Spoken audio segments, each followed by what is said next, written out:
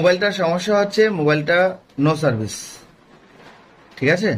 তো আমরা কিভাবে এটা সমাধান করতে পারি? লকটা কত কত কে এ এম ওকে, এটার মধ্যে সিম কার্ড লাগানো আছে।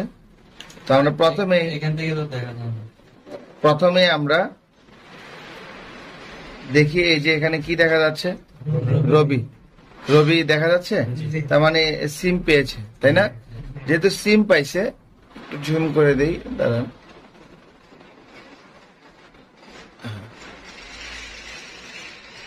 যেহেতু সিম পেয়েছে তো নেটওয়ার্ক তো পাওয়ার কথা, কিন্তু নেটওয়ার্ক পাচ্ছে না। দেখেন নেটওয়ার্কের ঘরটা কি আছে, খালি, এই যে একদম খালি। ওকে, নেটওয়ার্ক একদম খালি, কিন্তু সিম কার্ড আছে, এই যে রবি, কিন্তু সিম কার্ডের ঘরে একদম খরচ। তো এরকম সমস্যা হলে কিভাবে সমাধান করতে পারি? যদি আইমিআই ঠিক না থাকতো তাহলে সিম কার্ড পাইতো না, এক কথা শেষ। তো আইমিআই ঠিক আছে, যার কারণে সিম কার্ড পেয়েছে। এখন আমরা এই মোবাইলটাকে ম্যানুয়ালি সার্চ করব। সিম কার্ড, রবিতে যাই, যাওয়ার পর মোবাইল নেটওয়ার্ক, এখানে সিলেক্ট নেটওয়ার্ক অটোমেটিক একটা অপশন আছে না, ওই লাইটটা বন্ধ করে দেন। এটা না, ওইটা, এটা, হ্যাঁ। এখন সিলেক্ট নেটওয়ার্ক অটোমেটিকলি, এটাকে আমরা অফ করে দিলে ম্যানুয়ালি নেটওয়ার্ক সার্চ হওয়া শুরু করে দিবে। দেখেন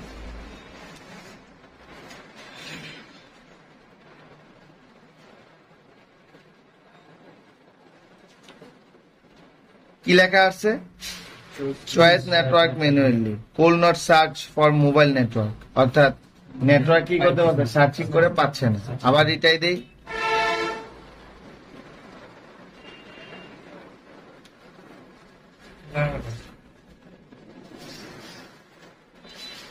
দেখেন আবারও আসছে call not search for mobile network, অর্থাৎ সার্চিং করতে পারছে না নেটওয়ার্কটা।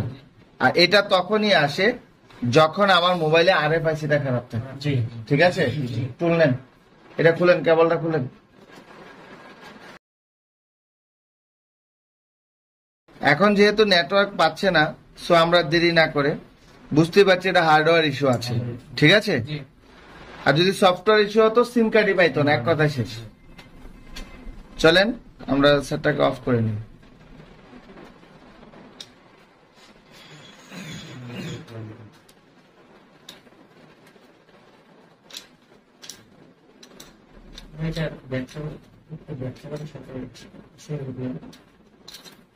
ব্যাক কভারের সাথে সংযোগের দরকার নেই, কারণ একটা মোবাইলের ব্যাক কভার যদি না থাকে, ব্যাক কভারের সাথে নেটওয়ার্ক এন্টিনা গুলো সংযোগ হয়, হলে তারপরে নেটওয়ার্ক পায়, এই তো বিষয়টা। এখন এটা না থাকলেও এক দাগ হইলেও নেটওয়ার্ক থাকার কথা, ঠিক আছে? যখন এটার সাথে এটা বডিটা লাগানো থাকবে তখন নেটওয়ার্কটা একটু কি পায়, ভালো পায়, শক্তি পায়, ঠিক আছে? তখন ফুল নেটওয়ার্ক থাকে। তো এটা যেহেতু নাই, দুই এক দাগ থাকার তো কথা, কিন্তু এখানে কিন্তু একদমই নেটওয়ার্ক নেই। এবং আমি যখন ম্যানুয়ালি নেটওয়ার্ক সার্চ করছিলাম তখনও কিন্তু কোনো নেটওয়ার্ক খুঁজে পাচ্ছিল না, ঠিক আছে? তো এখন আমাকে ফার্স্ট টাইম কাজ করার জন্য কি করতে হবে, আমাকে আগে নেটওয়ার্ক সেকশনটা তো চিনতে হবে। আপাতত আমি নেটওয়ার্ক সেকশনই চিনি না, কাজ করবো কি? তো নেটওয়ার্ক সেকশন কিভাবে চিনবো? আমরা জানি যেখানে এই জিএসএম এন্টিনা, নেটওয়ার্ক এন্টিনা যে পাশে আছে ওই পাশে, ওই এরিয়াতেই নেটওয়ার্ক। তো দেখেন এই নেটওয়ার্ক এন্টিনা কানেক্টরের সাথে এই একটা ডিসপ্লে প্যানেল আছে। আবার অপোজিট পাশে দেখি, অপোজিট পাশে সিম ট্রে দেখতে পাচ্ছি, আর এখানে একটা প্যানেল দেখতে পাচ্ছি। তো ছোট্ট একটা প্যানেলের ভিতরে 2G 3G বা RF সবগুলো তো থাকতে পারে না, তো অবশ্যই এটার ভিতরে আছে নেটওয়ার্ক। তো আমি প্রথমে এটা স্টিলের প্যানেলটা উঠাবো, উঠানোর পর তারপরে দেখবো যে এটার মধ্যে কোন আইসিটা সমস্যা আছে বা কোনটা RF আছে। না, ডিসিং না,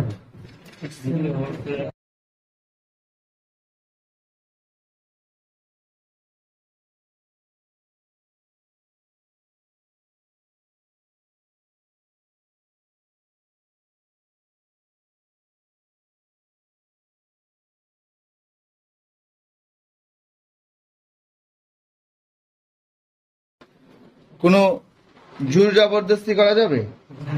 জোর জবরদস্তি করা যাবে না, আরামসে এটা উঠিয়ে নিয়েছি। দেখেন স্টিলের প্যানেলটাও কিন্তু বাঁকা হয়নি। তো এখানে আপনি যদি জোরে টান দিতেন তাহলে কি তো লাইন টাইন ছিঁড়ে যাওয়ার সম্ভাবনা ছিল, ঠিক আছে? এখন কিন্তু লাইন ছিঁড়ে নেই। এখন আমাকে ফার্স্ট টাইমে চিনতে হবে এটা কোনটা কোন আইসি, ঠিক আছে? এখানে যে আইসিটা দেখতে পাচ্ছেন এটা দিয়ে নেটওয়ার্ক আউটপুট হয়েছে, তার মানে এটা 2G, এটা 2GPA। আর এখানে দেখেন একমাত্র আমি বলেছিলাম যে নেটওয়ার্ক এরিয়ার মধ্যে যেটা বল আইসি হবে, বল অর্থাৎ ডিজিটাল আইসি হবে, ওইটা হচ্ছে আরএফ মানে কি রেডিও ফ্রিকোয়েন্সি, এটা সিগন্যালের কাজ করে থাকে, তাই তো বিষয়টা? তো এখানে এই আইসিটাই হচ্ছে সিগন্যাল আইসি, ঠিক আছে, আরএফ আইসি।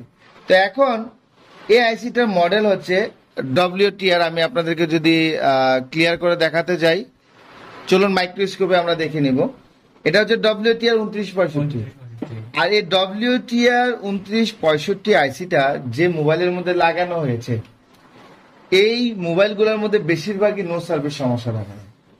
যেমন একটা কিপ্যাড মোবাইলের ক্ষেত্রে SC 6531 সিপিইউ লাগানো থাকে বেশিরভাগ ক্ষেত্রে। এই মোবাইলগুলো বর্তমানে সবচেয়ে বেশি যে সমস্যাটা আসে 1 2 3 রেডিং, 1 2 3 রেডিং। এই 1 2 3 রেডিং এর মোবাইলগুলো ফরম্যাট দিলে বা ফ্লাশ করলে হয়ে যায়, এটা একটা কমন সমস্যা হয়ে গেছে। তো এই মোবাইলগুলোর মধ্যে যেটার মধ্যে WTR 2965 লাগানো হয়েছে, ওইটার মধ্যে একটা কমন সমস্যা দেখা দেয়, সেটা হচ্ছে নো সার্ভিস।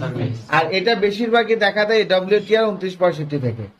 আর এই জন্য যারা মোবাইল সার্ভিস, যেমন আপনি দোকান দেওয়ার পরেই সকল আইসি নিতে পারেন আর না পারেন, কিন্তু এই WTR 2965 আইসিটা মোটামুটি স্টকে রাখবেন, কারণ এটা আপনার বেশি প্রয়োজন। তবে এটার মধ্যে মার্কেটে 2 নাম্বার 3 নাম্বারের অভাব নেই, আপনাকে অরিজিনাল কোয়ালিটি এটা চিনতে হবে, এটা হচ্ছে সবচেয়ে বড় বিষয়, ঠিক আছে? তো চলেন আমি আগে একটা WTR পাল্টিয়ে দেখি কাজ হয় কিনা, আশা করি হয়ে যাবে যেহেতু WTR। এবার আমরা মাইক্রোস্কোপে দেখবো, চলুন আমরা। বন্ধুরা, এই মোবাইলে যে আইসিটা লাগানো আছে এটা WTR 2965 আইসি। এই আইসির নাম্বারটা ক্লিয়ারলি বোঝা যাচ্ছে না, কেননা কিছু কিছু আইসি আছে যেগুলোর নাম্বার একদম স্পষ্ট বোঝা যায় না।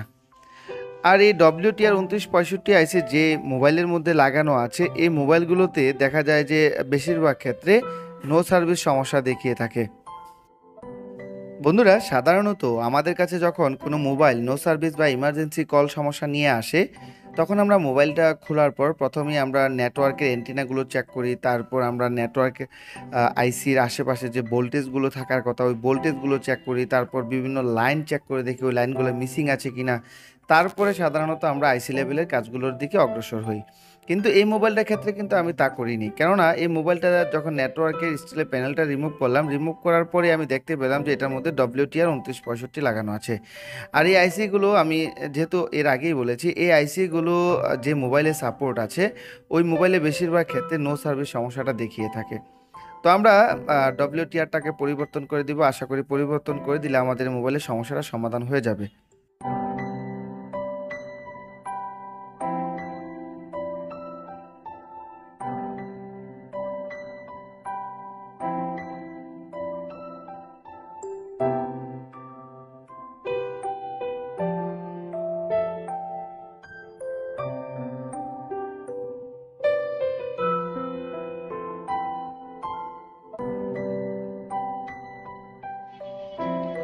এবার আপনাকে ডট লিখতে হবে, ডট। এই যে এদিকটা খালি আছে,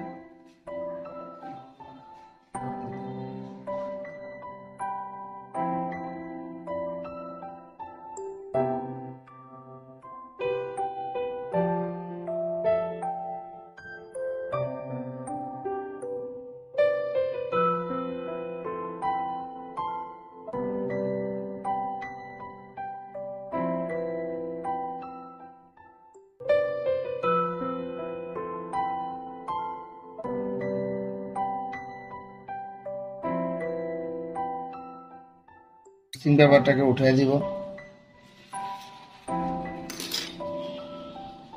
উঠাইয়া তারপর আপনি এটাকে ক্লিন করে নেন।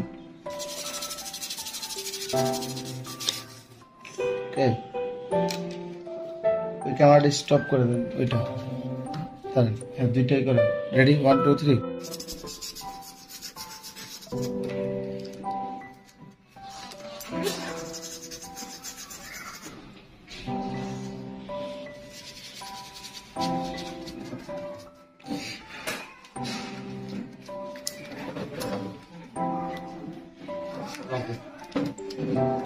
আপনারা তো শব্দ করলে হবে না তো।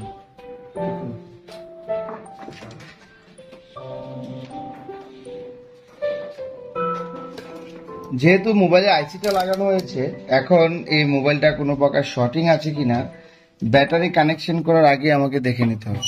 ঠিক আছে, সুযোগটা সারেন একটু। প্লাসটা প্লাসে, মাইনাসটা মাইনাসে, 90।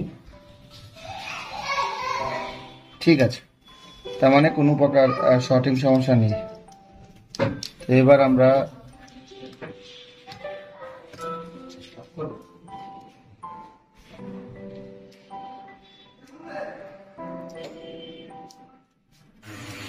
সিম কানেকশন করি, করার পর অ্যান্টেনাটাও লাগাইয়ে নিতে হবে।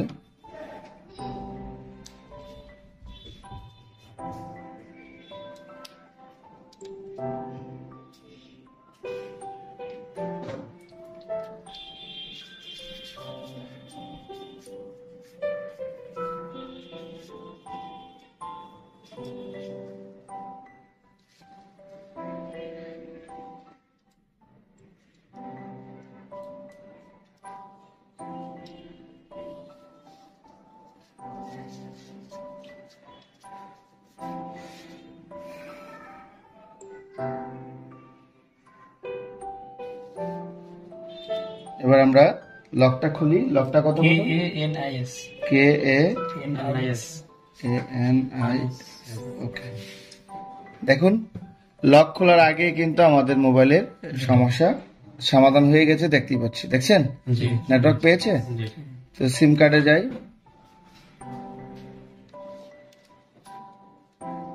এই যে সিম কার্ড, যে রবি। ঠিক আছে, এবার আমরা চাইলে ডাটা অ্যামাউন্টটা একটু চেক করে নিই। হ্যাঁ, *222 না কত রবিতে?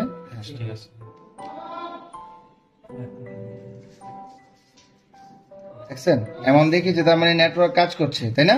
তাহলে কি বুঝতে পারছেন বিষয়টা? আমাদের কাছে বর্তমানে যে মোবাইলগুলো আসে, এই মোবাইলগুলোর মধ্যে যদি WTR 2965 লাগানো থাকে, আর ওই মোবাইলে যদি নো সার্ভিস সমস্যা থাকে, অথবা নো নেটওয়ার্ক কভারেজ থাকে, অথবা নেটওয়ার্কের ঘরে করত চিহ্ন থাকে, এরকম যদি দেখায়, আগে আমরা নেটওয়ার্কের স্টিলের প্যানেলটা খুলবো। খোলার পর দেখবো যে আমাদের এই মোবাইলের যে RFICটা কি WTR 2965 নাকি। যদি WTR 2965 হয়, তাহলে আর ভোল্টেজ টোল্টেজ চেক করার দরকার নেই, কারণ এই মোবাইলগুলো ওই WTR থেকেই সমস্যা হয়। ঠিক আছে, তখন আমরা পরিবর্তন করে দেবো। ইনশাল্লাহ আমাদের সমস্যাগুলো সমাধান হয়ে যাবে সহজেই। তবে কিছু কিছু ক্ষেত্রে দেখা যায় যে অন্যান্য কিছু মোবাইল আছে যেগুলো দেখা যায় যে RFIC পরিবর্তন করার পরেও কাজ হচ্ছে না। তার কারণ হতে পারে এখানে WTR এর মধ্যে দুইটা ভোল্টেজ আসে, একটা হচ্ছে 1.8, একটা হচ্ছে 2.8, আর দুইটা ভোল্টেজই আসে পাওয়ার আইসি থেকে। তো এখন এই ভোল্টেজ গুলো যদি মিসিং হয়ে যায়, তার মানে RFIC কাজ করা বন্ধ করে দিবে, কমন বিষয়। তো এরকম যখন RFIC কাজ করা বন্ধ করে দিবে, তখন আপনি যখন ম্যানুয়ালি নেটওয়ার্ক সার্চ করতে যাবেন, তখন কোনো নেটওয়ার্ক পাবে না। কথা কি বুঝতে পারছেন? আশা করি এই ছোট ছোট আইসি গুলো পাল্টাতে পারবেন না, শুধু ছোট গুলো না, ইনশাল্লাহ আমরা যে কোনো ধরনের আইসি পরিবর্তন করব। জি, যদি এখানে সফটওয়্যার ইস্যু হতো তাহলে তো কোনো প্রকার সিম কার্ডই পেত না। শুধু ছোট ছোট আইসি গুলো পাল্টালেই হবে, সিপিও পাল্টাতে হবে না, এমএমসি পাল্টাতে হবে না। ইনশাল্লাহ ধাপে ধাপে সবকিছু আমরা শিখবো। ওকে।